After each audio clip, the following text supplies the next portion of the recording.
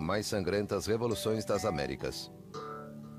O período armado da Revolução Mexicana foi de 1910 a 1920 e deixou cerca de 1 milhão de mortos e exilados. Homens, mulheres, crianças, camponeses, operários, militares, burgueses, fazendeiros, políticos, todos lutaram contra e a favor de um poder central que criaria o país que conhecemos hoje. Revolução Mexicana.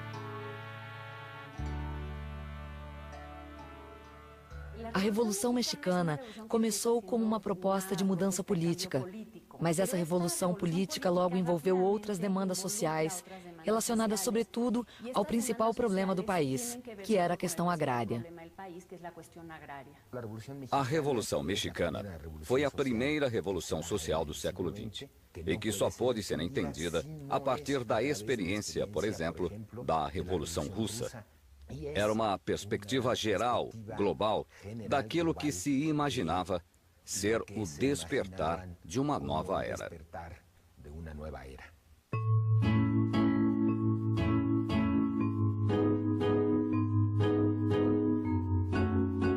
Algumas razões da Revolução residem no governo de Porfírio Díaz. Esse general do exército mexicano foi candidato à presidência 2 vezes, em 1867 e 1871. Derrotado em ambas as ocasiões por Benito Juárez, ele decidiu optar pela força. Fracassou na primeira tentativa em 1871, mas em 1876 conseguiu tomar o poder. Assim, deu início a um novo período da história mexicana chamado Porfiriato, que duraria mais de 30 anos. A ditadura de Porfírio Díaz foi um fenômeno degenerativo, pois cada vez mais e mais se consolidava não só um poder unipessoal, piramidal, como também uma série de situações de exploração e abuso vinculadas a essa estrutura de poder. Porfírio Díaz governou o país ajudado por um grupo de políticos que o povo chamava de cientistas, por recorrerem a métodos racionais para a administração. Esse grupo possuía uma ideologia oposta à dos militares, que haviam ajudado Díaz a tomar o poder.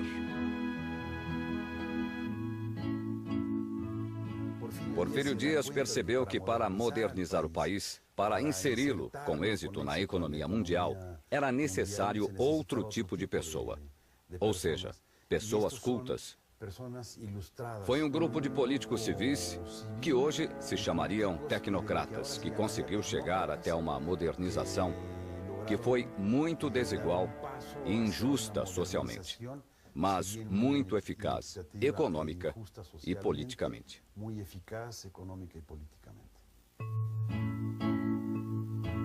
Em 1884, Porfírio Díaz modificou a Constituição para poder se reeleger e se perpetuar no poder.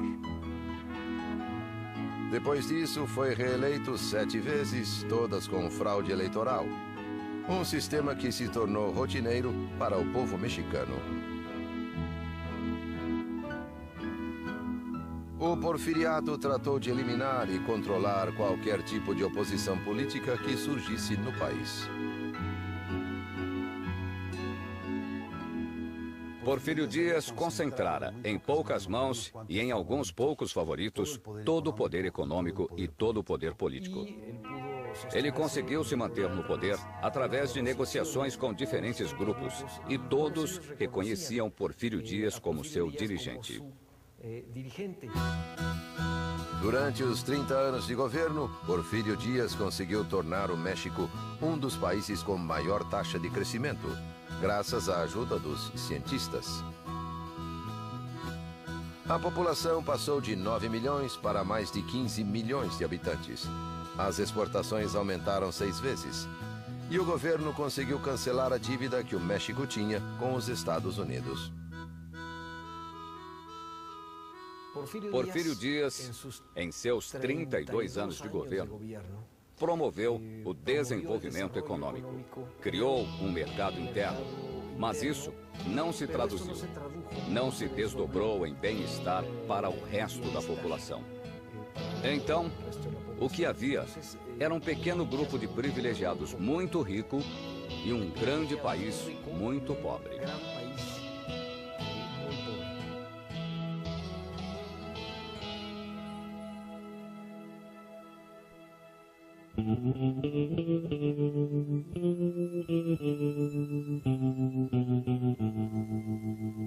O país se dividia em regiões com qualidade diferenciada de crescimento. Ao norte, a mineração, que se dedicava a metais preciosos como ouro e prata, expandiu-se com metais não preciosos como o cobre, o chumbo e o zinco. No centro-sul, as indústrias agrícolas e têxteis cresciam bastante. E na região de Yucatán, desenvolvia-se a indústria do sisal. A economia toda crescia devido à chegada de empresas estrangeiras. As ferrovias, impulsionadas pelo capital estrangeiro, estenderam-se por todo o país, principalmente até o norte, onde ficavam as jazidas minerais. Os trilhos chegavam aos portos e, em alguns casos, cruzavam a fronteira dos Estados Unidos, um dos países interessados no México. Deram-se avanços tecnológicos e a mecanização da manufatura beneficiou a indústria agrária. Assim, as fazendas cresceram em tamanho e população. Devido à lei de desamortização das terras, as comunidades indígenas perdiam seus campos, que eram comprados a um preço muito baixo pelas fazendas. Assim, os camponeses tiveram de migrar para outras regiões para conseguir emprego ou então trabalhar para os fazendeiros em troca de casa e comida.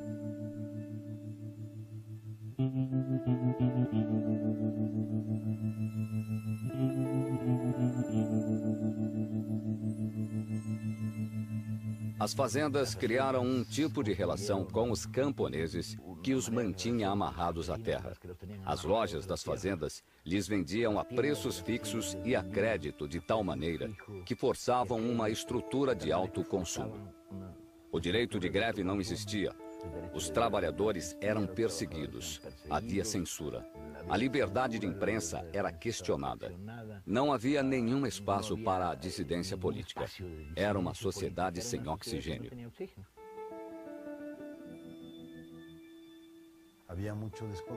Havia muita insatisfação. E então se empregou muito um grupo armado chamado Os Rurais, uma polícia específica para o campo. Sempre que um fazendeiro se queixava de que havia um camponês rebelde, vinham os rurais, prendiam-no e levavam-no como soldado.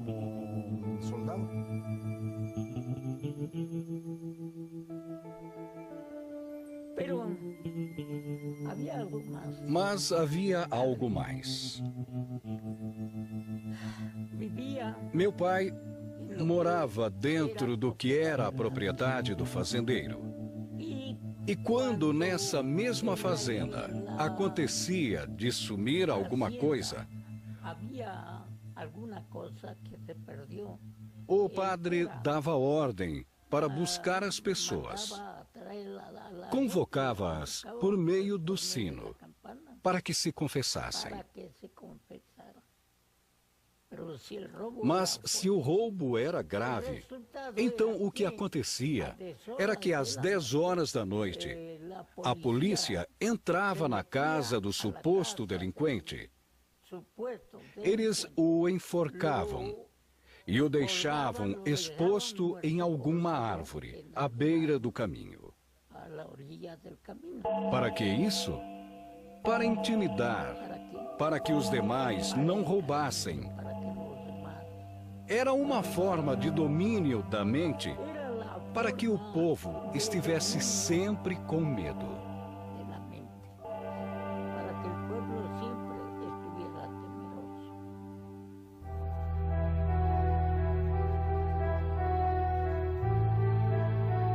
Dessa forma, o país se polarizou entre uma classe trabalhadora dominada e uma classe rica e poderosa. Fundamentalmente, as características de subordinação, escravidão, as condições de salário e de trabalho intoleráveis mostram o caldo de cultura que era o porfiriato para uma resposta revolucionária a uma situação insustentável no interior do país.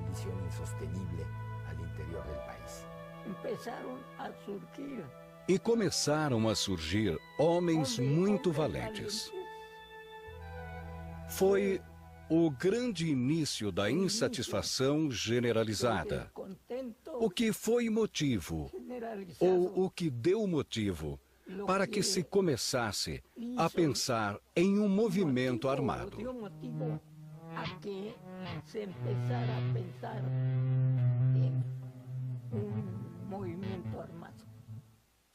Se vangloriava de manter o México unido e em paz. No entanto, um número cada vez maior de mexicanos achava o custo dessa paz alto demais.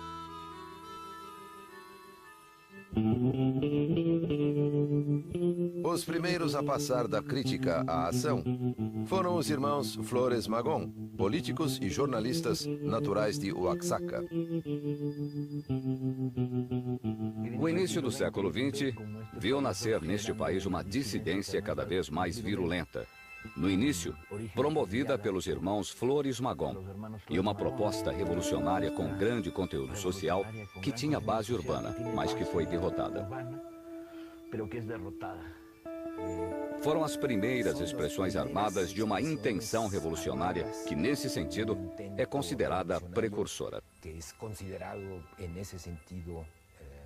Mas, por viver no exílio, esse grupo teve impacto político e militar menor no México. Além disso, com a radicalização que sofreu, o grupo de Flores Magón perdeu muitos adeptos, muitos aliados que buscavam uma saída mais moderada para o México, uma saída basicamente eleitoral. Em 1908, o presidente Dias foi entrevistado por James Krillman, um prestigioso jornalista americano da Pearson's Magazine. Na entrevista, Dias reconhecia que o povo já estava pronto para eleger seus próprios governantes e que ele se retiraria após o término do mandato. Isso renovou as esperanças de todos que ansiavam por uma mudança. Tanto os camponeses quanto a elite nortista viam com maus olhos o governo do ditador, um governo centralizado que impunha seus governantes nos estados do país e não permitia a ascensão política de nenhuma classe. Os membros dissidentes das classes alta e média tentaram limitar a influência dos cientistas sobre Dias e propuseram Bernardo Reyes para a vice-presidência em 1910. Bernardo Reyes foi o militar mais importante do aparato de governo porfirista.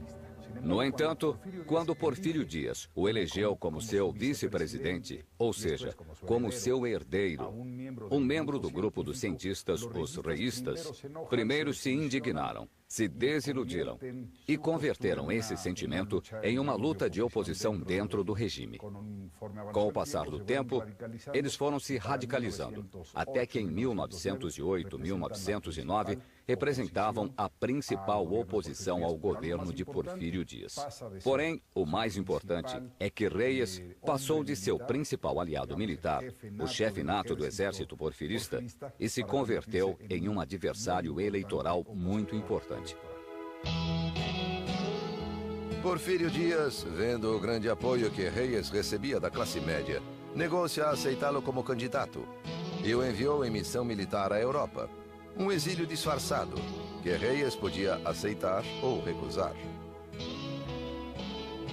Bernardo Reyes aceitou uma comissão que Porfírio Dias lhe impôs para estudar assuntos militares na Europa. Foi uma reação óbvia da parte de Porfírio Dias, pois temia equivocadamente que Reyes fosse seu principal inimigo, a maior ameaça.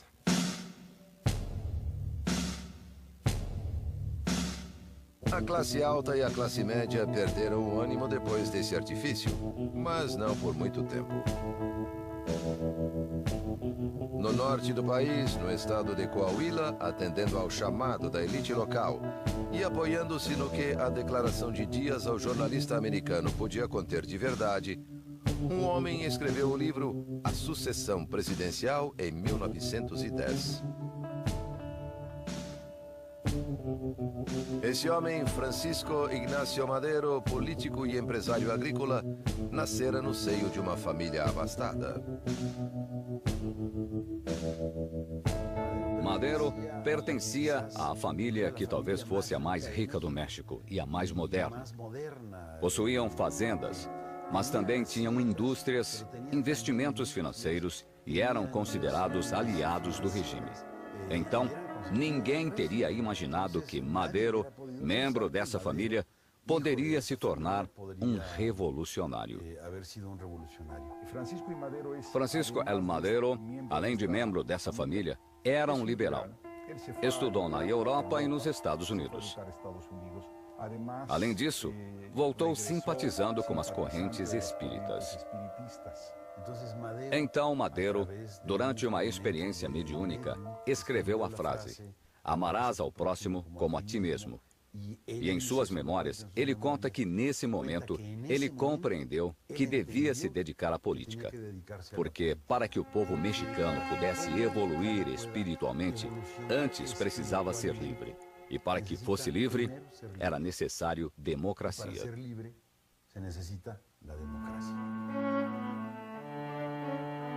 Depois das declarações de Dias e da publicação de seu livro, Madero criou um partido anti-reeleicionista para concorrer com o presidente Dias, que já mudara de ideia e voltara a se candidatar às eleições. O partido de Madero recebeu o apoio dos reístas desiludidos.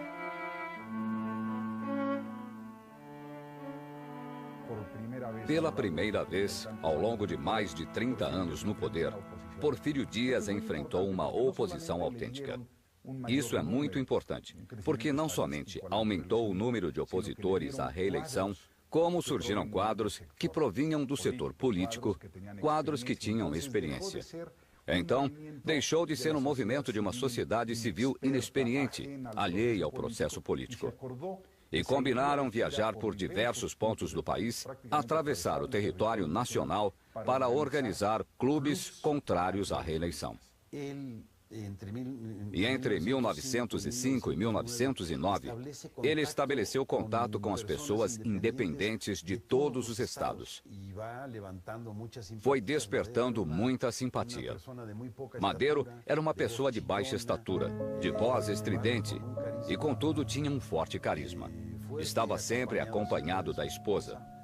Tinha uma rede de pessoas com as quais trocava cartas, buscando apoio para poder se organizar nacionalmente em 1909. Francisco Madero queria conseguir para seu estado a autonomia local que o governo central negava ao impor os governadores a partir da Cidade do México. Uma vez conquistada a autonomia, Madero pretendia alcançar o poder político. No início, Porfírio Dias pensou que Madero não lhe causaria problemas e que com as eleições fraudadas ganharia facilmente. Mas o adversário continuava conquistando adeptos. E quando passou pela cidade de San Luis Potosí, o governo decidiu prendê-lo sob a acusação de insuflar a rebelião e desacatar as autoridades. Estando na prisão, Madero não poderia ser eleito. Madero permaneceu na prisão e se deu conta de que pacificamente, por meios legais, não conseguiria nada. E assim, Madero começou a pensar em como se rebelar.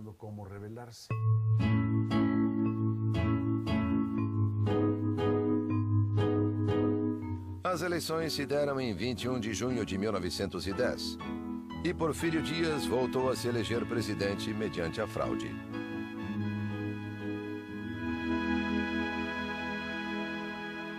Essas eleições foram a prova de que não havia saída política e eleitoral contra a ditadura porfiriana.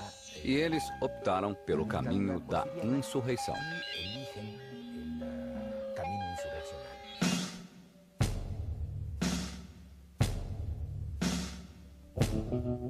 Madero conseguiu escapar da prisão e cruzou a fronteira para se refugiar na cidade de San Antonio, no Texas. No exílio, uniu-se a vários líderes dos clubes anti-reeleicionistas que foram a seu encontro no Texas. Em seu esconderijo, elaborou o plano de San Luis Potosí. O plano de San Luis Potosí talvez seja o único plano revolucionário no mundo que fixou um dia preciso e uma hora exata para a revolução. Então, dizia que a revolução começaria no domingo, 20 de novembro, às 6 da tarde, e os locais que estivessem distantes das vias de comunicação começariam um dia antes. E, curiosamente, esse chamado à luta armada seria respondido não pelas regiões urbanas, pela classe média culta que estava desgastada politicamente pela derrota do magonismo, e sim foi respondido basicamente em centenas de pontos do país por dirigentes comunitários camponeses. A revolução explodiu em novembro de 1910.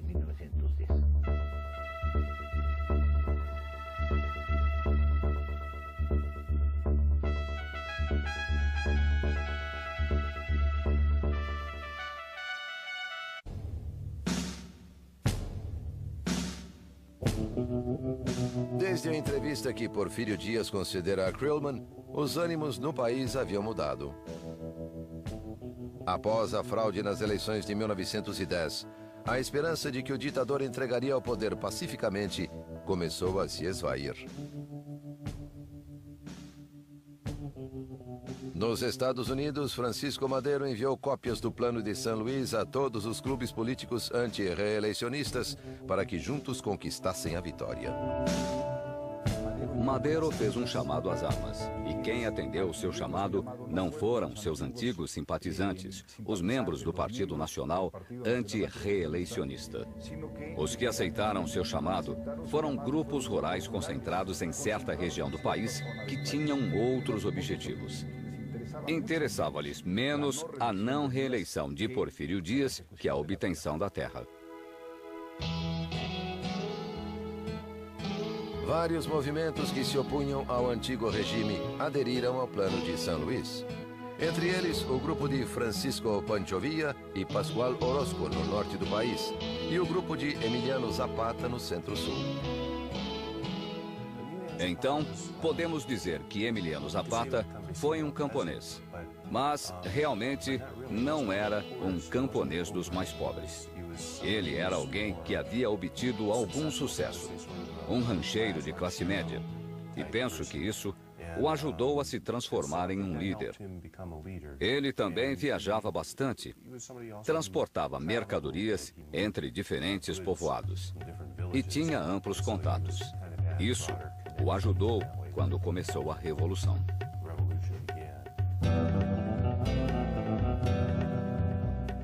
Emiliano Zapata, o caudilho do Sul, foi um dos líderes da Revolução Mexicana.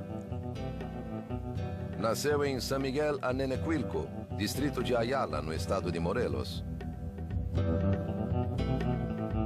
Já em setembro de 1909, os anciões que compunham o conselho regente de seu povoado haviam admitido que não eram capazes de sair da crise iniciada pela lei de desamortização que havia causado a perda de suas terras. Entregaram o poder a Zapata, que foi eleito presidente da Junta da Defesa das Terras. A partir de então, ele estudou os documentos que garantiam o direito dos povoados às suas terras e se transformou em dirigente agrícola de Morelos.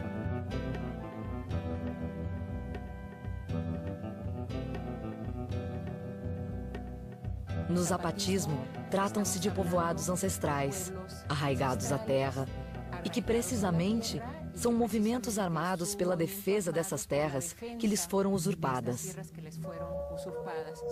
Zapata queria que os povoados vivessem em paz. Como disse John Womack, Zapata fez uma revolução para que as coisas continuassem iguais, para que não se transformassem.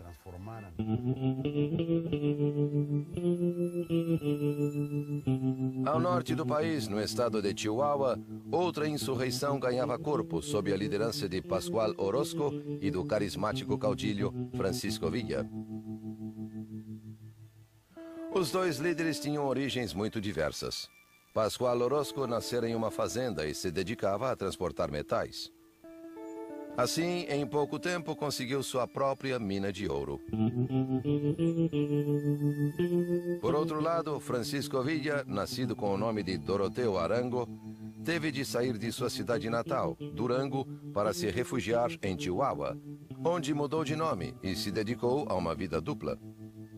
Trabalhava como tropeiro para empresas estrangeiras, mas também praticava o furto de gado, uma atividade que, aos olhos de muitos, não constituía um crime, já que as terras onde o gado pastava haviam sido subtraídas dos camponeses. Villa era um homem que mal sabia escrever. Montava a cavalo, apoiando-se primeiro de um lado, depois de outro, e era capaz de passar horas e horas e horas cavalgando com esse método. Era abstêmio, ao contrário do que se pode pensar, e destruía as adegas quando entrava em um povoado. Gostava de refrescos de morango e ia saboreá-los em El Paso com a elite. Pode imaginar? Era um personagem alto. Nós o imaginamos em preto e branco e achamos que era moreno. Mas era o que no México se chama güero de rancho. Tinha cabelo castanho cacheado. Entrava com suas cartucheiras e dizia: 2 refrescos de morango. Era um personagem singular. Os viístas eram um movimento com maior diversidade social. E era justamente isso que Pancho Villa representava. O zapatismo era um movimento de classe com um objetivo muito mais claro, resumido por terra e liberdade. Pancho Villa nunca escrevia o que queria. Não era tão claro. Os historiadores discutem até que ponto ele queria fazer a reforma agrária. Até que ponto lhe importavam vários aspectos da reforma social. A semelhança era que os dois tinham ligações com as pessoas das classes mais baixas. Ambos eram líderes populares. Na história da Revolução, eles são os que foram mais mitificados, de certo modo. Perto da data marcada no plano de São Luís, Madero cruzou a fronteira e voltou ao México. Em 20 de novembro, ocorreram vários conflitos em diferentes estados do país, como Chihuahua, Coahuila, Veracruz, Morelos e Guerrero. Foi a faísca que desencadeou a Revolução Mexicana.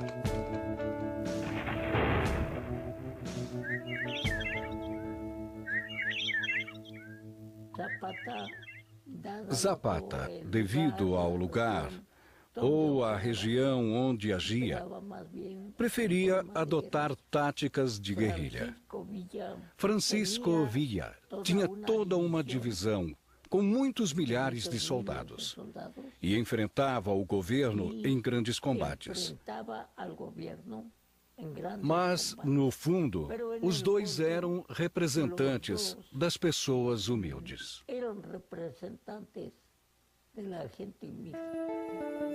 Conforme surgiam notícias de grupos revolucionários que tinham sucesso, a insatisfação social que existia tanto na classe baixa quanto na média, claro, e também boa parte da classe alta, começou a se manifestar, e elas foram se unindo.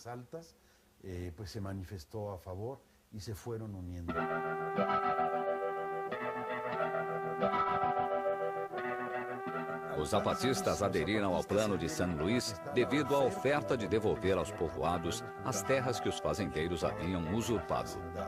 A recuperação das terras de que falava Madero, eles entendiam como uma demanda ancestral nascida com a conquista, uma matéria pendente havia 4 séculos e que era a reivindicação dos camponeses.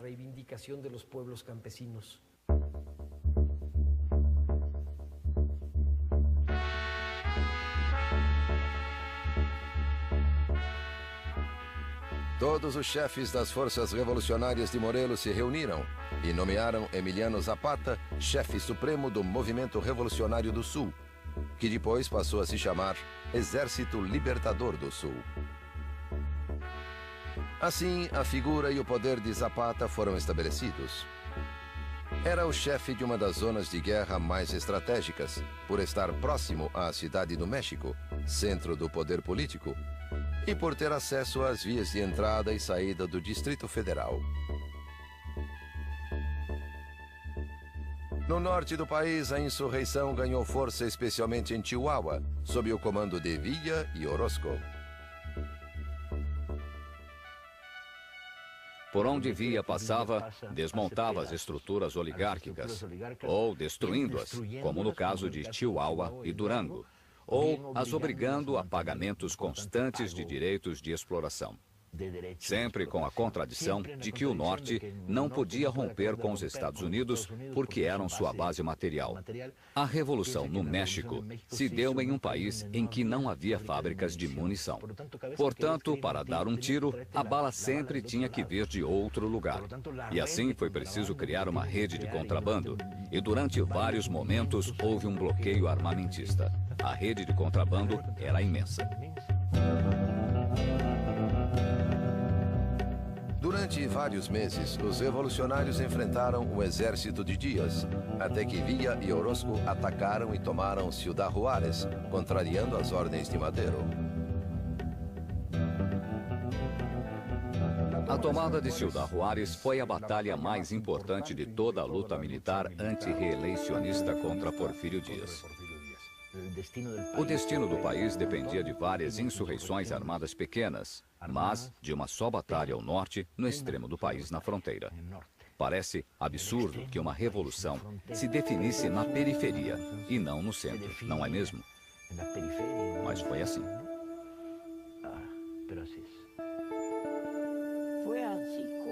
Foi assim que a revolução foi arregimentando pessoas.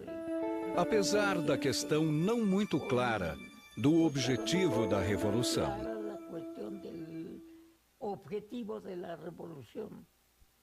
Mas devia-se ao repúdio pela forma com que os fazendeiros e seus capatazes tratavam o povo. Após a tomada de Ciudad Juárez, em pouco tempo os adversários do regime ditatorial conquistaram Chihuahua e Baja Califórnia, regiões do norte do país, e a zona costeira de Veracruz. Os madeiristas começaram uma guerra de guerrilha que aos poucos se tornou uma guerra de concentração. E mesmo que fugissem antes que chegasse o Exército Federal, aos poucos reuniram forças suficientes para travar batalhas com o Exército Federal. Em Torreón, derrotaram-no em 15 de maio. Em Cuautla, derrotaram-no e se aproximaram de Cuernavaca e do Distrito Federal. Haviam tomado Água Prieta, Iguala também, até que o Exército Federal foi totalmente ultrapassado.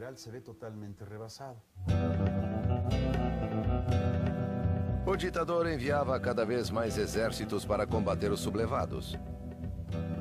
Mas os rebeldes contavam implicitamente com o apoio dos Estados Unidos, que enviavam tropas através da fronteira e barcos até os portos mexicanos para reforçar as leis de neutralidade. Porfírio Díaz convenceu-se de que não contava com o apoio norte-americano, que não contava com o apoio das classes altas do país, que não contava com um exército tão eficiente. E então, a possibilidade de renúncia tornou-se probabilidade. Em 21 de maio de 1911, em Ciudad Juárez, os madeiristas chegaram a um acordo com os representantes de Díaz, que viajaram para acabar com o conflito. A aposta política de Madero era que a revolução terminaria e que ele assumiria o poder presidencial com o lema do sufrágio efetivo da não reeleição. E com isso, daria início à vida política do México moderno. Para Madero, lo peor que le podía ocurrir a México era otra revolución. Para Madero, o pior que poderia acontecer com o México seria outra revolução, porque uma revolução sempre é feita por alguém e os revolucionários sempre cobram da pátria seus serviços muito caros. Então, ele não queria uma revolução, e sim uma luta pacífica. Em 25 de maio de 1911, Díaz renunciou. León de la Barra foi nomeado presidente interino, na suposição de que ele pacificaria o país e convocaria eleições. Depois de firmar o pacto e diante de novos distúrbios na cidade do México, Porfírio Díaz embarcou para Paris, onde morreria 4 anos depois.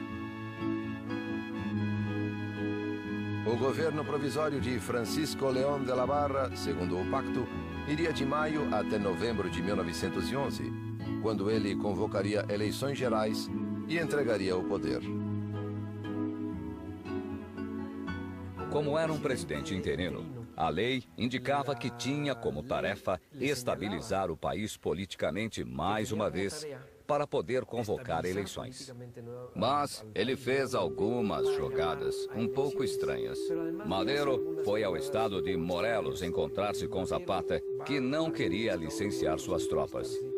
E enquanto Zapata e Madero conferenciavam, León de la Barra enviou um grupo do Exército Federal, comandado por Victoriano Huerta, para atacar os zapatistas, esperando que Zapata se sentisse traído e fuzilasse Madero. E desse modo, resolveria o problema.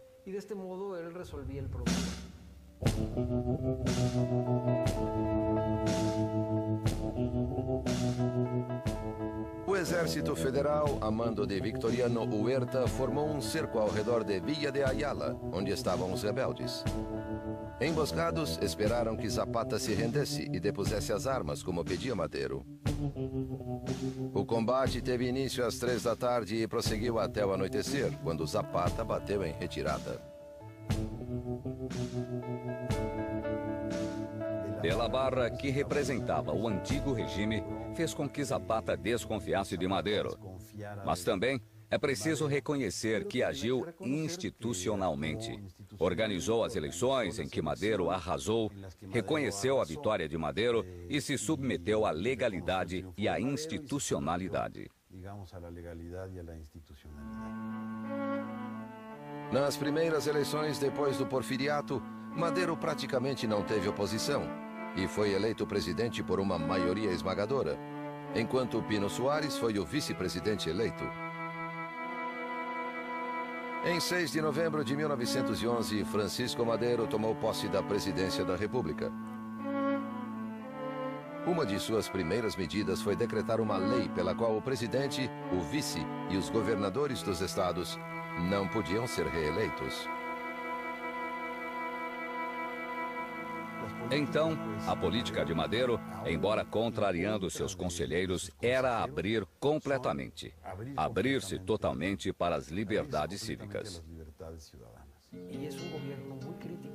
Era um governo muito criticado, um governo o tempo todo impugnado, ridicularizado pelas caricaturas políticas. E ele permitia. E isso causou muitos problemas do ponto de vista simbólico, porque sua presidência começou realmente a perder força. O governo de Madero sofria o assédio da imprensa, da oposição legislativa e da permanente conspiração dos porfiristas, que com seus cargos no governo e seu poder econômico faziam oposição ao presidente. Madero recebia, por um lado, as queixas dos fazendeiros contra os camponeses, que chamavam de usurpadores. E, por outro lado, as reclamações dos camponeses, encabeçadas pelos antigos líderes dos exércitos revolucionários, principalmente Emiliano Zapata, que pediam, agora mais do que nunca, a autonomia local e o governo de seus estados. Zapata estava convencido de que, se o presidente quisesse, teria devolvido aos povoados as terras que haviam perdido para as fazendas, para os fazendeiros. No entanto, Madero disse a Zapata que a questão precisava passar por um processo legal. Não podia ser da noite para o dia, nem por um ato de autoridade justamente ditatorial, ignorando as leis. Não era isso que Madero propunha. Bem, Madero queria que Zapata entregasse as armas. Mas que mudança oferecia? Que mudança estava realizando? Então Zapata e seus homens subiram as montanhas do estado de Puebla. E foi lá que eles elaboraram o Plano de Ayala.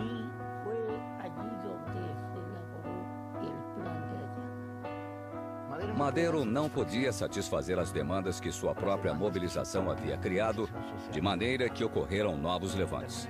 O Plano de Ayala é explícito: a terra para quem trabalha. Essa ideia central se tornou mais complexa, envolvendo a recuperação das terras comunitárias, a ruptura com a estrutura das fazendas. Ao mesmo tempo, no norte, houve uma revolta estranha, em que se uniam as reivindicações agrárias com os grupos da velha oligarquia, que se reorganizavam e resistiam, chefiados por Pascual Orozco.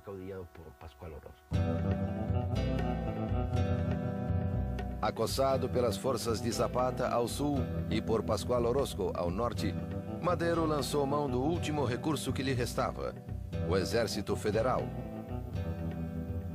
Sob o comando do general Victoriano Huerta, as tropas federais se mobilizaram para reprimir os insurgentes. No entanto, o golpe de misericórdia ao governo maderista não viria dos rebeldes que se negavam a depor as armas, mas do próprio Exército Federal. A segunda fase da contra-revolução foi um golpe militar na Cidade do México, chefiado pelo que restara do exército porfirista que não fora tocado por Madero, porque logo que tomou o poder, Madero negociou e deixou o exército como estava, e assim se deu um violento golpe de Estado. Entre 9 e 18 de fevereiro de 1913, a Cidade do México foi palco de sangrentos combates que deixaram centenas de mortos. Esses episódios ficaram conhecidos como a Dezena Trágica.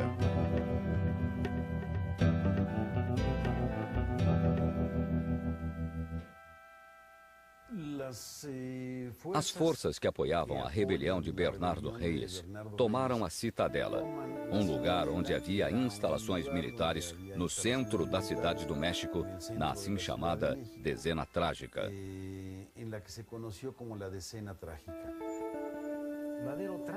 Madero tratou de sitiá-los e entregou o comando das tropas da cidade ao general Victoriano Huerta. Mas esse general, através da embaixada americana, entrou em conluio com os rebeldes, aprisionou o presidente Madero com uma jogada política e o obrigou a renunciar. Com a renúncia, Huerta tomou o poder. Do ponto de vista legal, era tudo aceitável, mas, na verdade, fora um golpe de Estado. O presidente Madero e o vice Pino Suárez estavam presos, esperando que Huerta decidisse o que fazer com eles. Na noite de 22 de fevereiro de 1913, as tropas do exército iniciaram a transferência dos prisioneiros para o cárcere do Distrito Federal.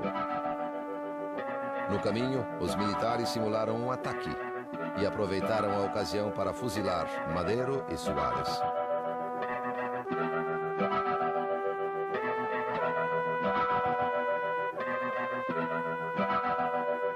A Cidade do México e a imprensa celebraram esse assassinato planejado por Huerta, o novo presidente da nação.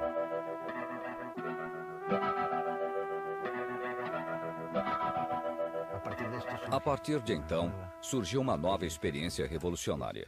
Implantou-se a ditadura de Huerta na Cidade do México. E o velho madeirismo foi evoluindo e se construindo contra Huerta. Aí sim, o sangue correu de maneira terrível.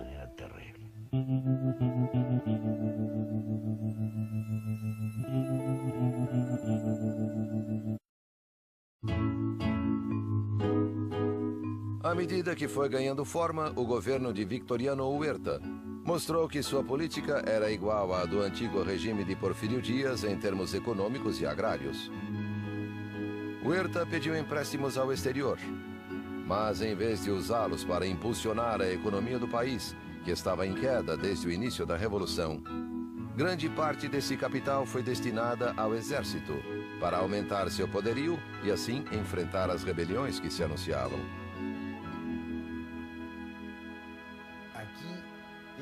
Foi nesse momento que surgiram as concentrações e as organizações que se tornariam paradigmáticas. As imagens da Revolução Mexicana, os grandes comboios ferroviários, em cujo alto iam os revolucionários acompanhados de suas mulheres, as adelitas, como eram chamadas, são dessa etapa. Formaram-se grandes corpos de exército. E então houve grandes batalhas, grandes combates. E é por isso que a segunda etapa armada da Revolução Mexicana é muitíssimo mais violenta que a primeira.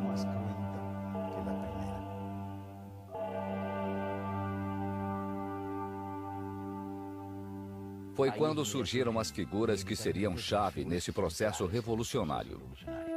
Um obscuro governador em Coahuila, Venustiano Carranza, um dos poucos governadores que mantiveram a legalidade madeirista. Villa, em Chihuahua, que se tornou a força hegemônica, reunindo dezenas de guerrilhas.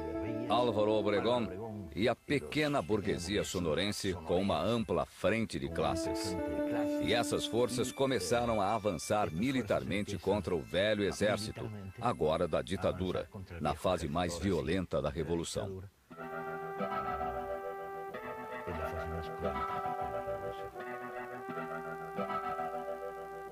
Conforme esses exércitos avançavam para o centro do país, eles expulsavam os políticos huertistas dos estados.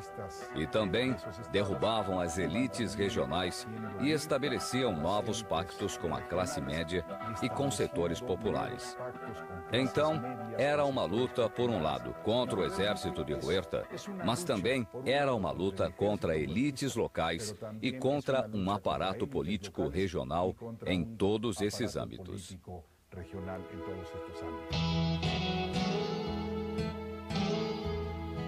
Victoriano Huerta teve de enfrentar graves problemas militares, como a oposição zapatista no sul e as milícias de Francisco Villa em Chihuahua. No noroeste do país, o governador de Coahuila, Venustiano Carranza, ganhava cada vez mais importância entre os revolucionários.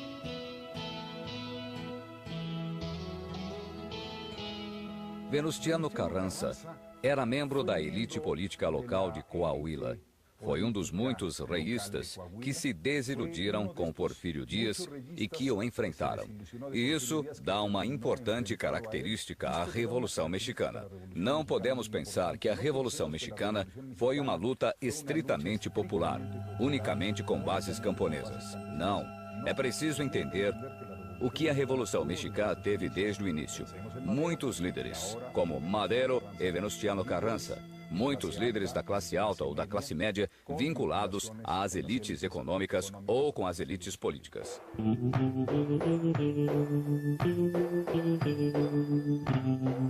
A partir do estado de Morelos, Zapata trocava cartas com Villa para organizar a derrota de Huerta. Venustiano Carranza tratava de organizar o exército revolucionário, embora receoso dos outros caudilhos. Venustiano Carranza lançou o Plano de Guadalupe para combater Victoriano Huerta e retornar à ordem constitucional. Por isso, se chamavam constitucionalistas. Em torno de Venustiano Carranza se reuniram vários caudilhos regionais, alguns de muito prestígio, como Pancho Villa, e também homens de grande clareza política, tanto do centro como do que se passou a chamar de esquerdas. E formaram um grupo político no qual Venustiano Carranza era o principal chefe.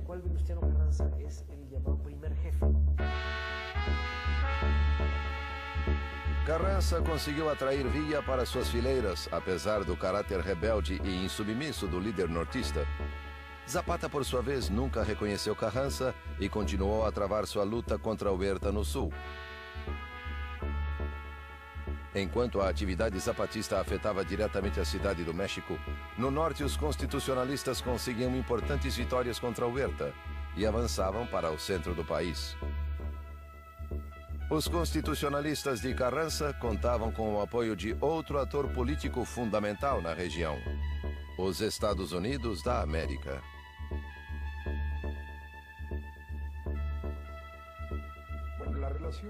A relação de Venustiano Carranza com os Estados Unidos variou ao longo dos anos. Em um primeiro momento, em 1913, os Estados Unidos viam Venustiano Carranza como líder de um movimento que controlava política, social e militarmente o norte do país. E no norte do país estavam concentrados os investimentos norte-americanos.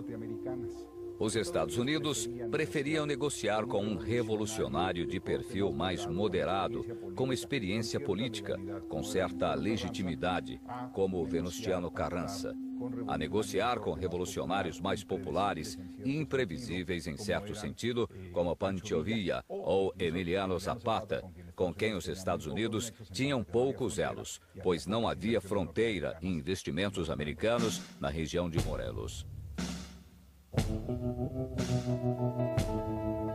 Com o pretexto de um conflito armado entre forças huertistas e norte-americanas que vigiavam a região petroleira de Tampico, o presidente dos Estados Unidos, Woodrow Wilson, ordenou a ocupação do porto de Veracruz, o que se deu em 21 de abril de 1914, quando uma numerosa frota atacou e invadiu essa cidade portuária.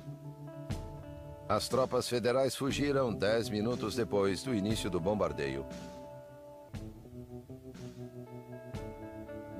A invasão norte-americana de Veracruz se deu em abril de 1914 e teve vários objetivos.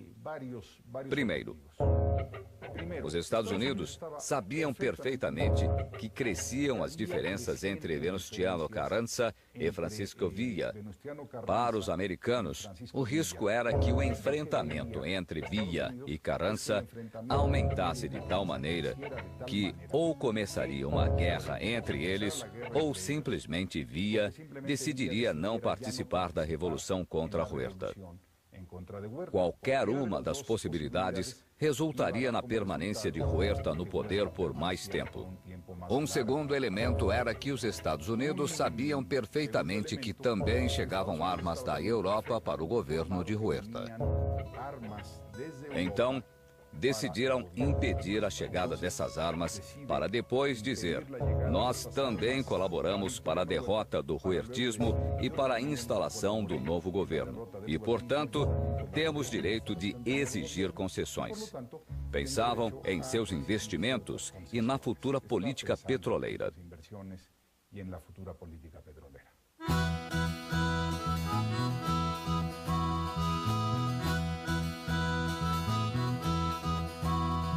A política agrária de Emiliano Zapata continuava viva em Morelos, pois não havia sido sufocada pela repressão exercida pelo poder central. Ao mesmo tempo, Pancho Villa e sua divisão do norte intensificavam as ações armadas.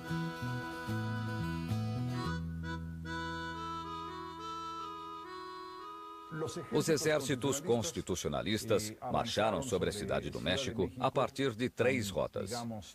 Uma vinha do noroeste de Sonora, Sinaloa, descia pela costa do Pacífico e, mais ou menos em Jalisco, dobrava-se e avançava para o centro do país.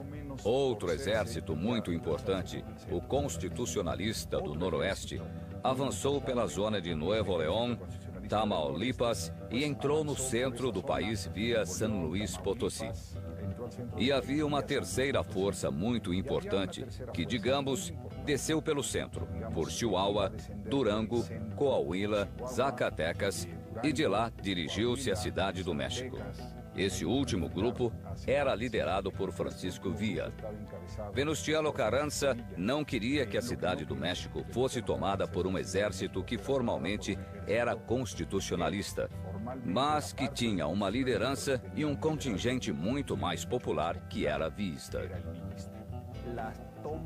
A tomada de Zacatecas foi o que causou o início do rompimento entre o senhor Carranza e o general Villa, Os generais do senhor Carranza fracassaram algumas vezes em tomá-la. Quando Villa surgiu como chefe da divisão do norte e quis tomar Zacatecas, o senhor Carranza o impediu de todas as maneiras possíveis para não compartilhar a glória, digamos assim. Mas Villa planejou a tomada para abastecer seus trens de carvão, armas e tudo de que precisava, e tomou Zacatecas. Acho que foi uma das tomadas mais importantes, pois quebrou a espinha dorsal do Exército Federal.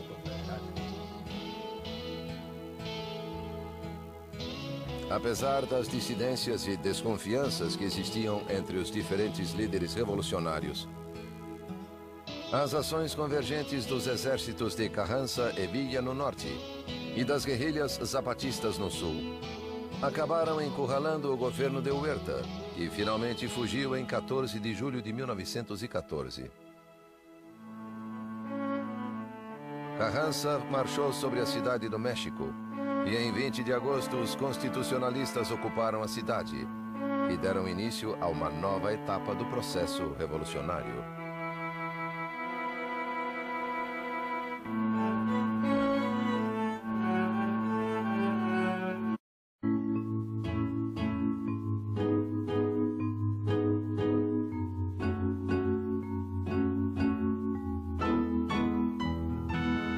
Em 20 de agosto de 1914, Venustiano Carranza entrou na capital do país e assumiu a presidência provisória da República.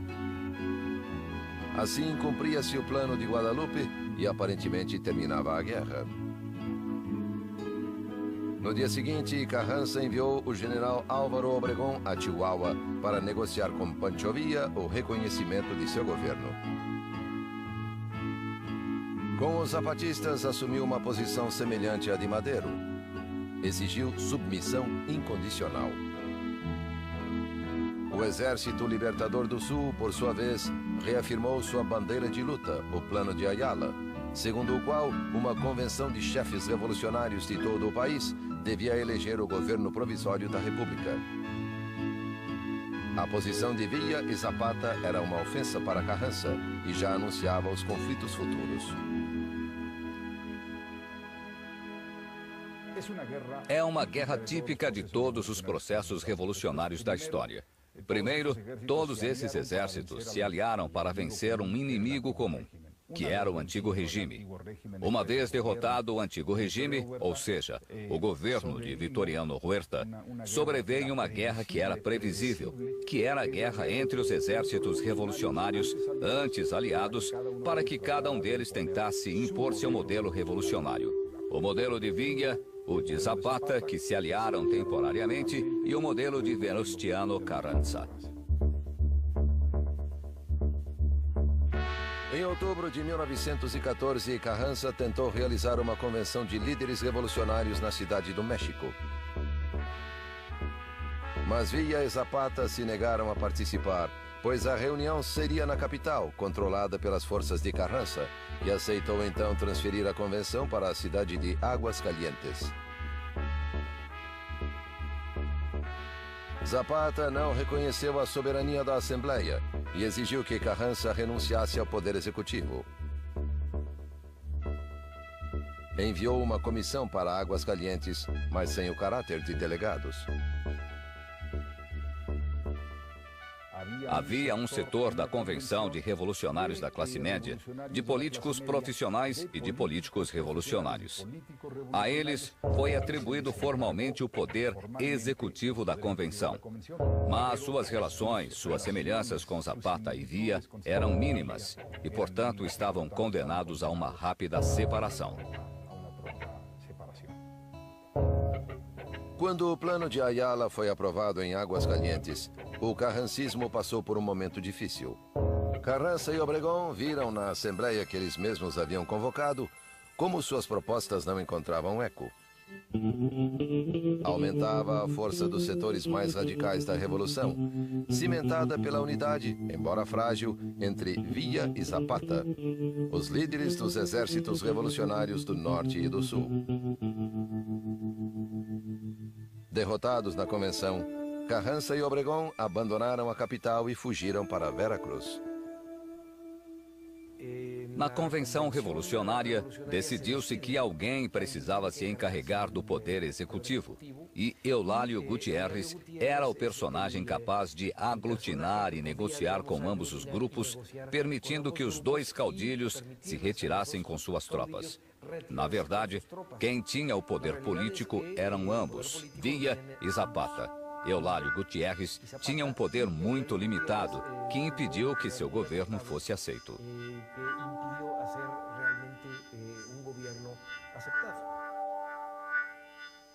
O período que vai de junho a dezembro de 1914 são meses interessantíssimos na Cidade do México, porque ao longo desses 4 ou 5 meses, a cidade passava temporadas nas mãos dos constitucionalistas, depois vieram os exércitos da Convenção, com Villa e Zapata.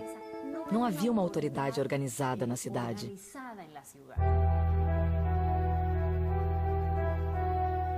No final de novembro de 1914, as forças zapatistas ocuparam os bairros ao sul da capital e chegaram até o Palácio Nacional, enquanto as tropas de Villa se instalavam nos seus arredores. Pancho Villa enviou uma carta a Zapata dizendo: "Não entrarei na capital da República com as forças sob meu comando, se não tiver o prazer de fazê-lo a seu lado, pois quero que todos vejam que estamos unidos fraternalmente e dispostos a fazer todo tipo de esforços e sacrifícios para o bem-estar e tranquilidade de nossa pátria, pela qual temos lutado tanto, você nas montanhas do sul e eu nas estepes do norte."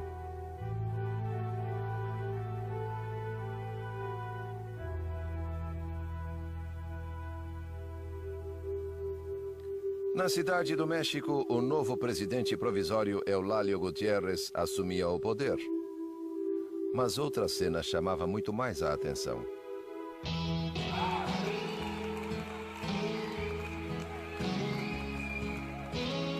O povo da capital recebeu o general Francisco Villa e deram vivas quando, pela estrada de Cuernavaca, surgiu a comitiva do general Emiliano Zapata. A guarda do Exército Libertador não conseguia conter o turbilhão humano. Todos queriam se aproximar dos chefes rebeldes e apertar suas mãos. Os dois líderes se reuniram no Palácio de Xochimilco ao meio-dia de 4 de dezembro de 1914.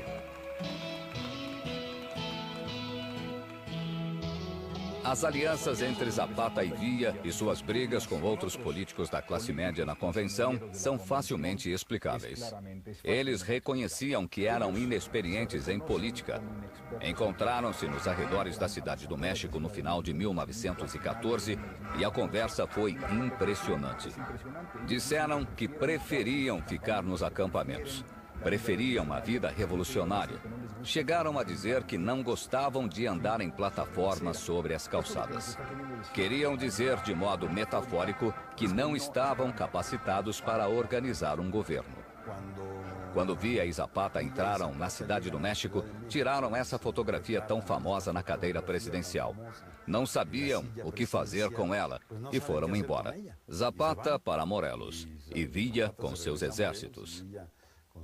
Houve um acúmulo de acidentes nos processos históricos que não torna simples o motivo de não quererem o poder. Quando sentaram na cadeira presidencial, foi para rir e zombar dela, daquele símbolo do poder. Mas aquela não era a cadeira presidencial. Era uma poltrona, parte da velha tradição das poltronas dos palácios que começaram com o Império. Zapata e Villa podiam ter sido dois grandes governantes.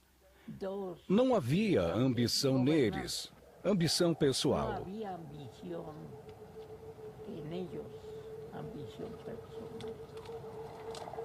Mas, infelizmente, tampouco havia uma visão política.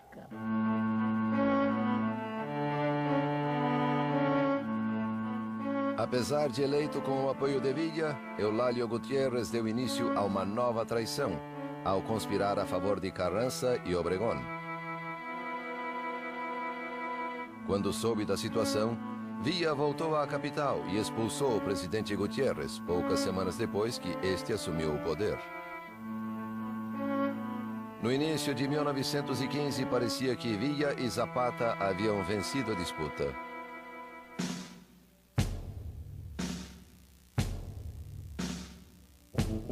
Mas Carranza e Obregón não estavam derrotados.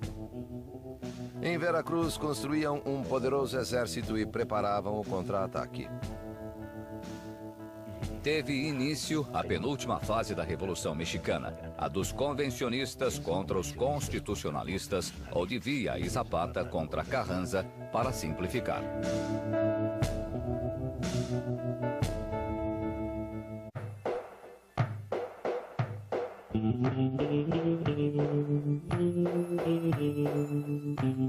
Após a fuga do presidente provisório Eulálio Gutiérrez em janeiro de 1915, os partidários de Villa tomaram o poder na cidade do México. Tudo indicava que o destino da revolução estava nas mãos de Villa e Zapata.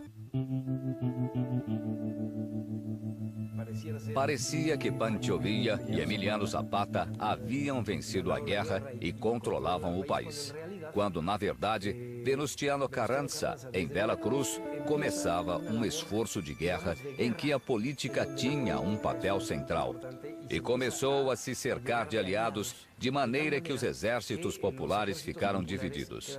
Pancho Villa no norte, Emiliano Zapata no sul, e o controle das regiões produtivas mais importantes era conquistado por Carranza, até restar aos outros dois líderes apenas grupos guerrilheiros.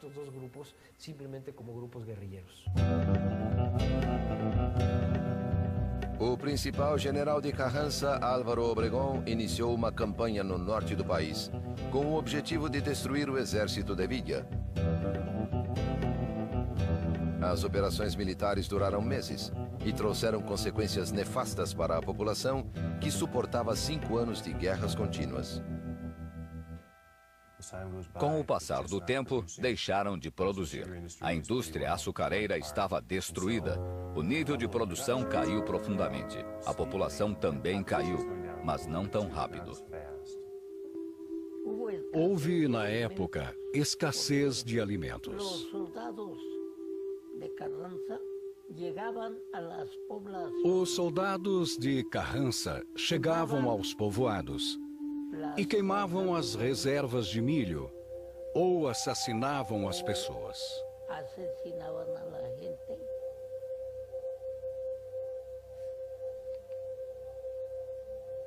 Foi realmente um grande sofrimento para o povo. Grande sofrimento para o povo.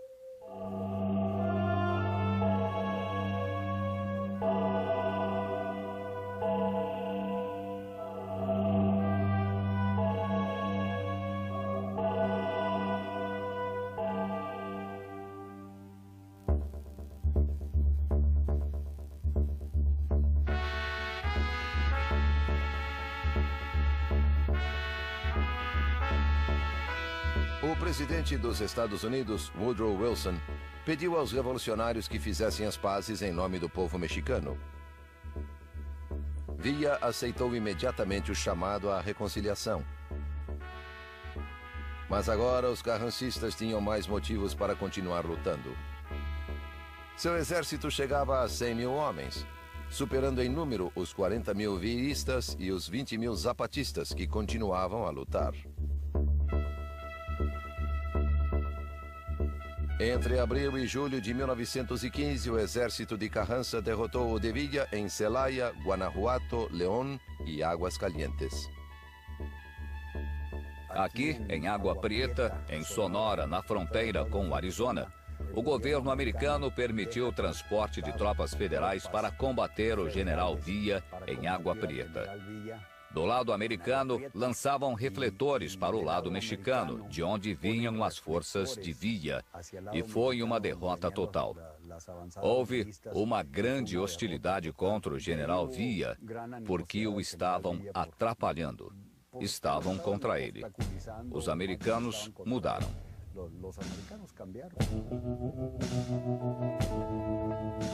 Carranza havia conquistado o poder e, com o apoio do governo americano, convidou os partidários de Villa e de Zapata a se unirem sob sua autoridade.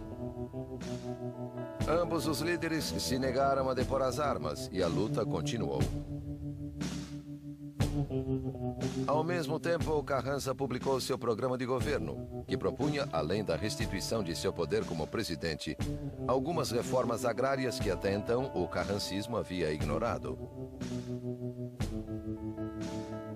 Então, nesse momento, Carranza abandonou sua postura de não atender às questões sociais até o triunfo da Revolução e começou a legislar sobre questões relacionadas com os conflitos sociais. Em 6 de janeiro de 1915, Carranza aprovou a primeira lei que atendia à questão agrária. E com isso, começou a se apossar das bandeiras do zapatismo. Então, Carranza não só atendia à questão agrária, como também tinha uma política de Estado, coisa que Zapata não tinha. Ele tinha uma proposta agrária, mas não um projeto de Estado. O governo dos Estados Unidos convocou uma reunião pan-americana com representantes de Argentina, Brasil, Chile, Bolívia, Guatemala e Uruguai para tentar resolver o conflito mexicano. Em 9 de outubro de 1915, os representantes dos países americanos concluíram que o partido de Carranza era o único que possuía os elementos essenciais para ser reconhecido como o governo efetivo do México. Com essa legitimação internacional, o governo de Carranza era sancionado, enquanto os exércitos de Villa e Zapata eram reduzidos nominalmente a simples rebeldes. Carranza chegou ao poder efetivamente em 1915 porque suas forças conseguiram vencer Pancho Villa nas grandes batalhas que decidiram a Revolução. Zapata não ajudou em nada. Houve muita discussão sobre de quem era a culpa. Villa não enviou armas e Zapata não lutou. As razões da vitória de Carranza são múltiplas e complexas. Políticas, econômicas, sociais e militares. Carranza programou as atividades de seu exército. Primeiro disse, vamos vencer o villismo, que é o grande inimigo em termos militares, e deixemos os zapatistas para uma segunda etapa. Carranza contava com pelo menos 2 ou 3 exércitos. Villa apenas com sua divisão do norte, que ele considerava indivisível. Então, quando Villa foi obrigado a lutar em várias frentes, a eficiência militar de seu exército desmoronou. Carranza chegou ao poder porque Villa e Zapata não cooperaram devido à ajuda americana e porque tinha um general melhor. O melhor líder militar não era Carranza, e sim o general Obregón, porque sempre lia sobre estratégia. Era um homem mais culto. Ele gostava de aplicar as táticas da Primeira Guerra Mundial. Mas outro aspecto importante da abordagem de Carranza e Obregón era a habilidade de construir alianças. Eram mais hábeis que Zapata e que Villa.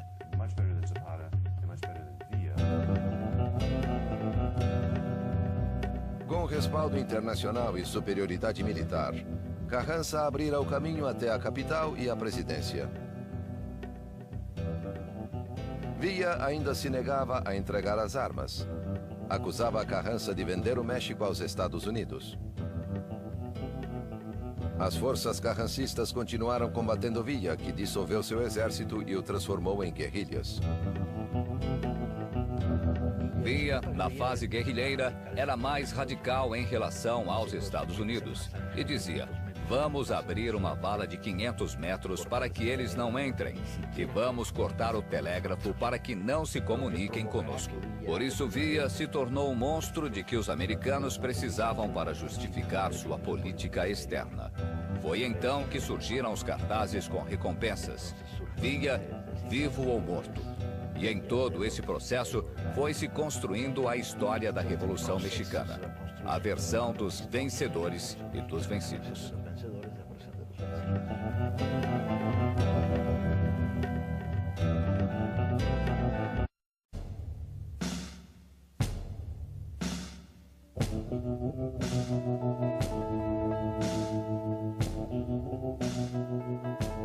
final de 1916, Carranza organizou uma convenção para reformar a Constituição, com o fim de legitimar seu mandato. Os legisladores também queriam terminar com as brigas entre as diferentes facções revolucionárias, para que não continuassem a cobrar a vida de grandes protagonistas da Revolução Mexicana.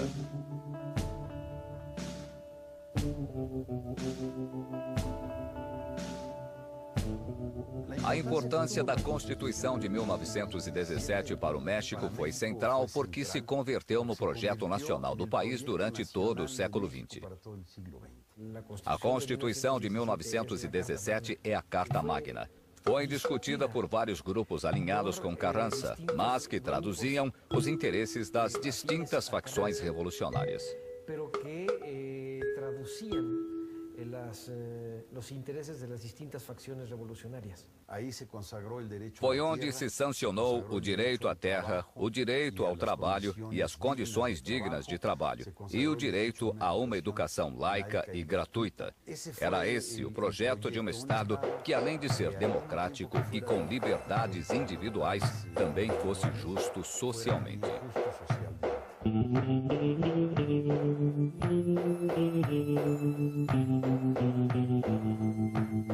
Promulgada a nova Constituição, Carranza convocou eleições e saiu vencedor. Em 1º de maio de 1917, prestou juramento como o novo presidente. Embora o artigo 27 da nova Constituição contemplasse as reivindicações dos camponeses em relação à terra, e apesar de Carranza ter se comprometido com o problema do campo, seu governo não levou adiante a reforma agrária exigida por Villa e Zapata. Durante seu mandato, Carranza devolveu mais terras aos fazendeiros do que aos camponeses. Por isso, Villa e Zapata continuaram sua luta de guerrilha contra o poder central, embora em condições cada vez mais desfavoráveis.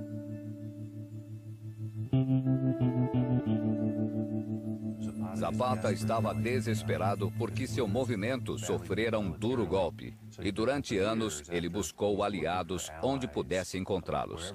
Não era exigente, pois estava perdendo e precisava de ajuda. E nesse contexto, um dos possíveis candidatos à sucessão de Carranza na presidência era Pablo González, o encarregado de perseguir Zapata no estado de Morelos. Pablo González tinha um subordinado que se chamava Jesús Guajardo, que fingiu rebelar-se contra Carranza para ir ao norte, buscar armas e apoiar Zapata. Zapata não sabia o que fazer. Alguns de seus homens diziam para não fazer nada.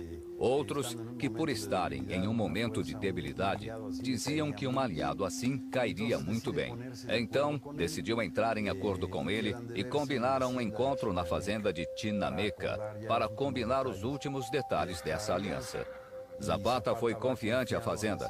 Quando estava chegando, soldados postados em todos os lados dispararam contra ele e o assassinaram à traição.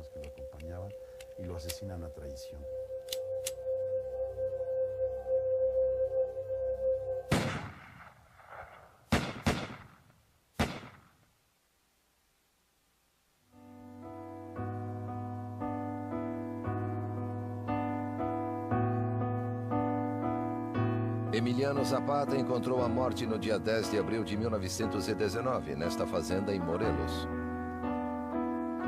Seu corpo foi transferido para a cidade do México e exibido pelo governo de Carranza como troféu de guerra. Muitos se negaram a acreditar que Zapata havia morrido, e assim nasceu o mito do caudilho do Sul.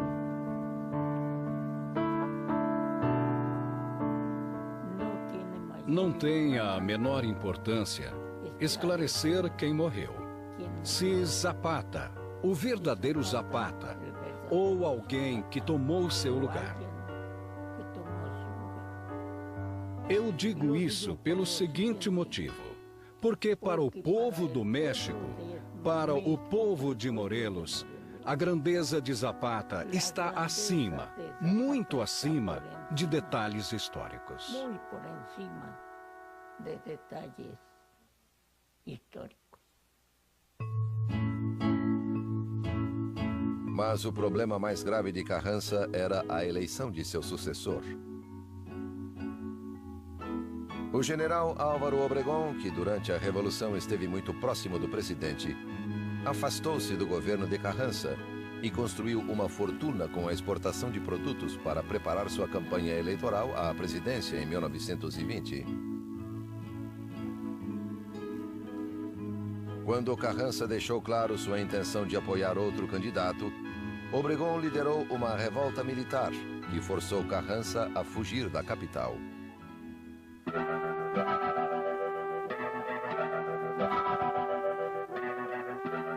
Em 21 de maio de 1920, os rebeldes encontraram Carranza em uma localidade do estado de Puebla e o mataram.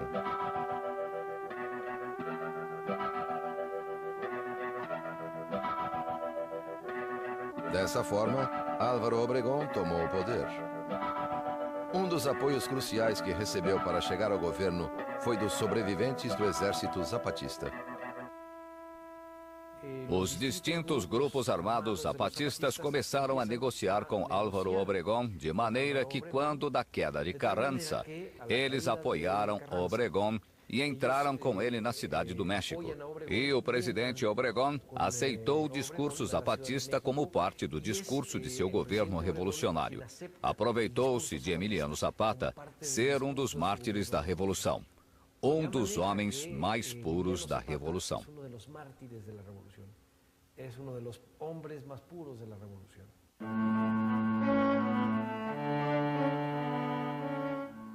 Álvaro Obregón governou de 1920 a 1924. Durante seu governo, realizou um expurgo e mandou assassinar pelo menos uma dúzia de chefes revolucionários, garantindo assim a pacificação do Estado.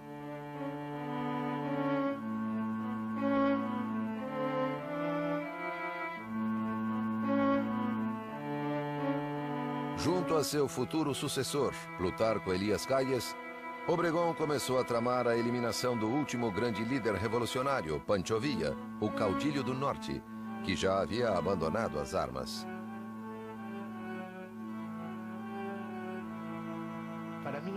Em 1923, Villa, escondido em uma fazenda em Canutillo, para onde fora depois de abandonar a luta armada, representava para Obregón e Calles um problema e um perigo.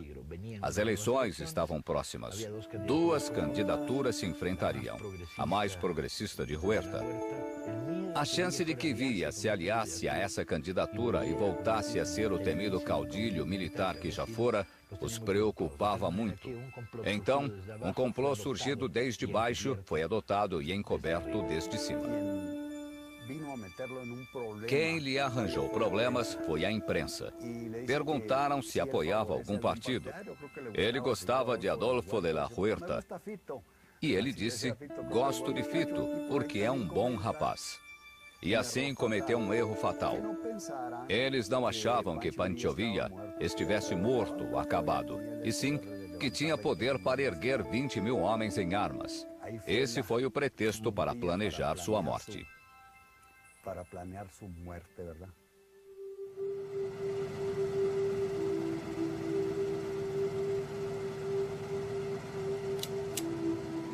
Por meio de uma emboscada organizada pela polícia secreta, Obregón mandou matar Pancho Villa a tiros. Era a tarde do dia 20 de julho de 1923.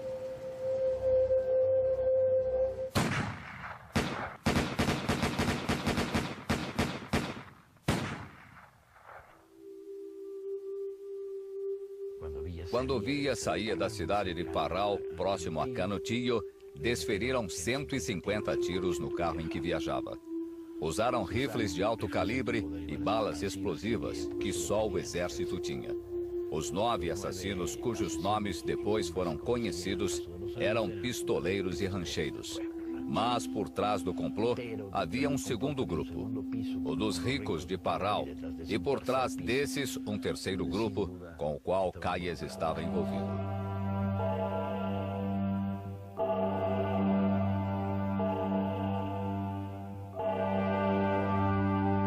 Com o desaparecimento físico dos grandes caudilhos, a revolução em 1923 estava esgotada. Houve a tentativa da rebelião de la Huertista de 23, uma tentativa confusa que misturava forças conservadoras e reacionárias, mas que foi derrotada. No momento em que esse processo culminou, o saldo da Revolução Mexicana era de 1 milhão de mortos. Uma constituição mais ou menos progressista, mas também uma vitória das forças conservadoras do espectro revolucionário e uma sensação de que a revolução não chegara onde devia ter chegado e não havia cumprido o programa que havia abraçado.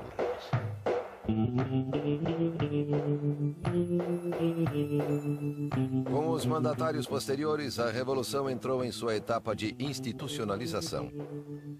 O partido oficial do governo, que em 1946 ganhou o nome de Partido Revolucionário Institucional, seria o encarregado de reorganizar o país, monopolizando o poder até o ano 2000. Durante todo o período revolucionário, nenhum dos que alcançaram a presidência, nem Madero, nem Carranza, nem Obregón, nem seu sucessor, Calles, dedicou-se verdadeiramente a implantar a reforma agrária. Até que na década de 30, o general Lázaro Cárdenas promoveu em sua presidência a maior divisão de terras ocorrida no México desde o início da Revolução.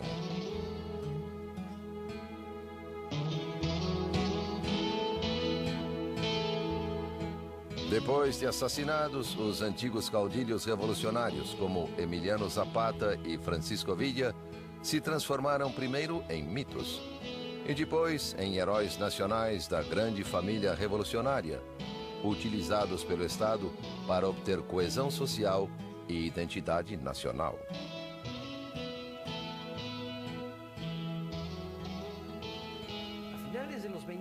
No final dos anos 20 e começo dos anos 30, o cinema mexicano, a literatura e o romance mexicanos começaram a criar uma imagem do viísmo um tanto idealizada. Entre a realidade da memória do viísmo e essa imagem que a literatura e a cinematografia vêm criando, foram construindo o pedestal sobre o qual, em seguida, colocaram Pancho Villa, ao contrário de Emiliano Zapata, pois ele sim teve uma aceitação como um herói puro desde muito cedo. Desde 1923, um mito popular vem sendo construído de uma tradição surpreendente e de uma intensidade enorme. Esse mito popular diz: perdemos Zapata e Villa, que eram nossos líderes. A revolução não terminou. Cada vez que o patrão olha feio para alguém, vem Pancho Villa, ele dá uns cascudos, lhe mete 6 tiros e fica tudo bem.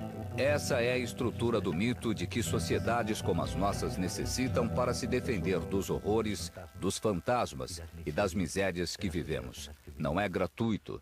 Eles estão aí porque merecem.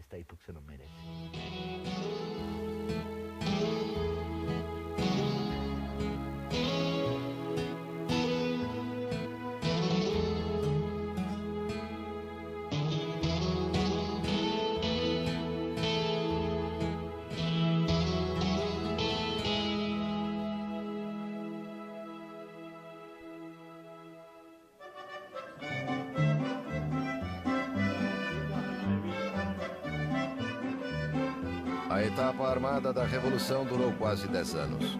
A perda de vidas humanas alcançou cifras enormes. Entre 1,5 milhão e 3 milhões de pessoas, incluindo baixas em combate, desaparecidos e mortos devido à fome e doenças. Segundo algumas estimativas, a economia mexicana só começou a se recuperar nos anos 40.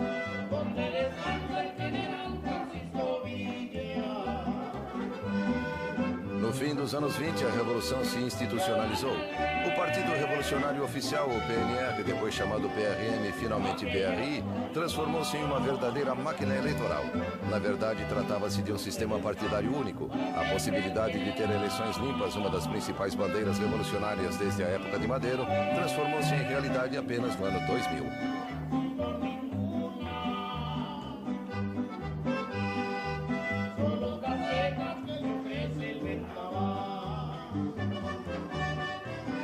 bandeira zapatista da reforma agrária teve de esperar até a década de 30 com o governo de Lázaro Cárdenas para ser realizada de forma parcial. As desigualdades que continuam marcando a sociedade mexicana até os dias de hoje, no campo e na cidade, sugerem que as ideias de Zapata não perderam sua atualidade e guiam novos movimentos rebeldes, como o Exército Zapatista de Liberação Nacional, surgido em 1994 no estado de Chiapas.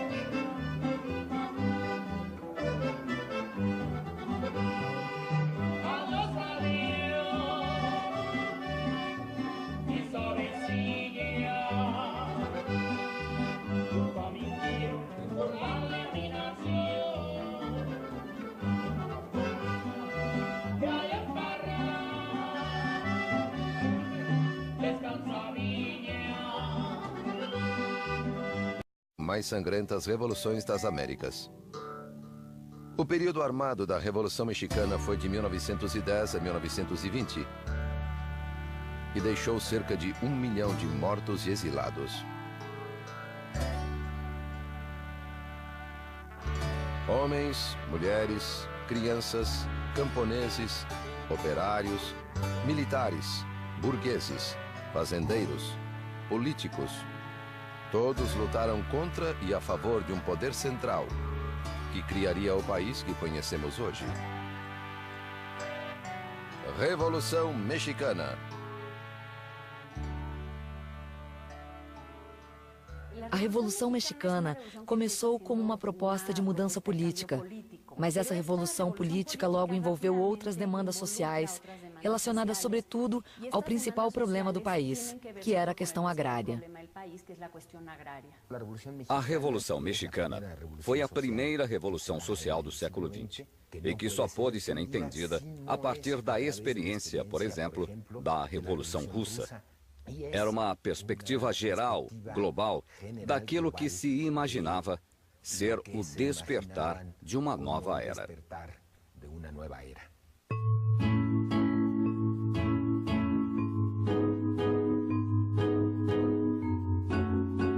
Algumas razões da Revolução residem no governo de Porfírio Díaz. Esse general do exército mexicano foi candidato à presidência 2 vezes, em 1867 e 1871. Derrotado em ambas as ocasiões por Benito Juárez, ele decidiu optar pela força. Fracassou na primeira tentativa em 1871, mas em 1876 conseguiu tomar o poder. Assim, deu início a um novo período da história mexicana chamado Porfiriato, que duraria mais de 30 anos. A ditadura de Porfírio Díaz foi um fenômeno degenerativo, pois cada vez mais e mais se consolidava não só um poder unipessoal, piramidal, como também uma série de situações de exploração e abuso vinculadas a essa estrutura de poder. Porfírio Díaz governou o país ajudado por um grupo de políticos que o povo chamava de cientistas, por recorrerem a métodos racionais para a administração. Esse grupo possuía uma ideologia oposta à dos militares, que haviam ajudado Díaz a tomar o poder. Porfírio Díaz percebeu que para modernizar o país, para inseri-lo com êxito na economia mundial, era necessário outro tipo de pessoa, ou seja, pessoas cultas. Foi um grupo de políticos civis que hoje se chamariam tecnocratas, que conseguiu chegar até uma modernização que foi muito desigual e injusta socialmente.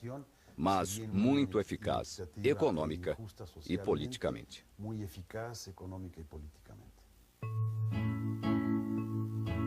Em 1884, Porfírio Dias modificou a Constituição para poder se reeleger e se perpetuar no poder. Depois disso, foi reeleito 7 vezes, todas com fraude eleitoral. Um sistema que se tornou rotineiro para o povo mexicano. O porfiriato tratou de eliminar e controlar qualquer tipo de oposição política que surgisse no país. Porfírio Dias concentrara em poucas mãos e em alguns poucos favoritos todo o poder econômico e todo o poder político. Ele conseguiu se manter no poder através de negociações com diferentes grupos e todos queriam de sumir alguma coisa. O padre dava ordem para buscar as pessoas. Convocava-as por meio do sino, para que se confessassem. Mas se o roubo era grave, então o que acontecia era que às 10 horas da noite, a polícia entrava na casa do suposto delinquente. Eles o enforcavam e o deixavam exposto em alguma árvore, à beira do caminho. Para que isso? Para intimidar, para que os demais não roubassem. Era uma forma de domínio da mente para que o povo estivesse sempre com medo.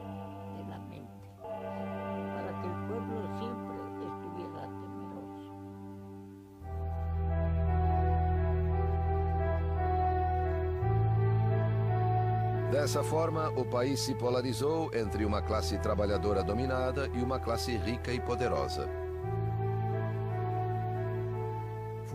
Fundamentalmente, as características de subordinação, escravidão, as condições de salário e de trabalho intoleráveis mostram o caldo de cultura que era o porfiriato para uma resposta revolucionária a uma situação insustentável no interior do país.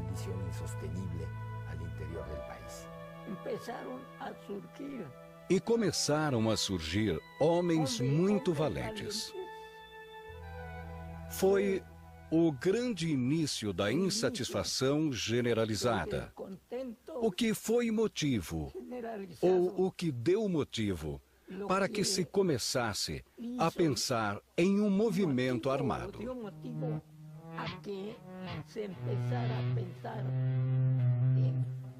No México. Deram-se avanços tecnológicos e a mecanização da manufatura beneficiou a indústria agrária. Assim, as fazendas cresceram em tamanho e população. Devido à lei de desamortização das terras, as comunidades indígenas perdiam seus campos, que eram comprados a um preço muito baixo pelas fazendas. Assim, os camponeses tiveram de migrar para outras regiões para conseguir emprego ou então trabalhar para os fazendeiros em troca de casa e comida.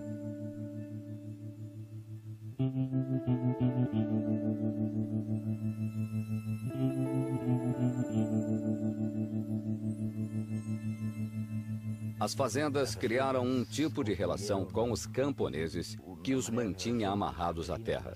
As lojas das fazendas lhes vendiam a preços fixos e a crédito de tal maneira que forçavam uma estrutura de alto consumo. O direito de greve não existia. Os trabalhadores eram perseguidos. Havia censura. A liberdade de imprensa era questionada. Não havia nenhum espaço para a dissidência política. Era uma sociedade sem oxigênio.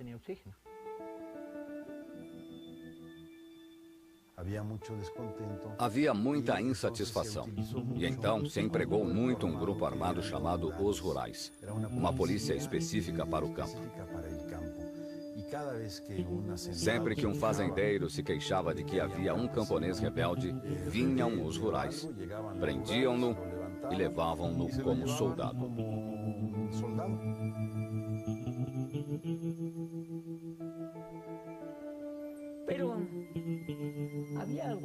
Mas havia algo mais. Meu pai morava dentro do que era a propriedade do fazendeiro. E quando nessa mesma fazenda acontecia... Conheciam Porfírio Dias como seu dirigente. Durante os 30 anos de governo, Porfírio Dias conseguiu tornar o México um dos países com maior taxa de crescimento, graças à ajuda dos cientistas. A população passou de 9 milhões para mais de 15 milhões de habitantes. As exportações aumentaram 6 vezes. E o governo conseguiu cancelar a dívida que o México tinha com os Estados Unidos. Porfírio Dias, em seus 32 anos de governo, promoveu o desenvolvimento econômico, criou um mercado interno, mas isso não se traduziu, não se desdobrou em bem-estar para o resto da população. Então, o que havia era um pequeno grupo de privilegiados muito rico e um grande país muito pobre.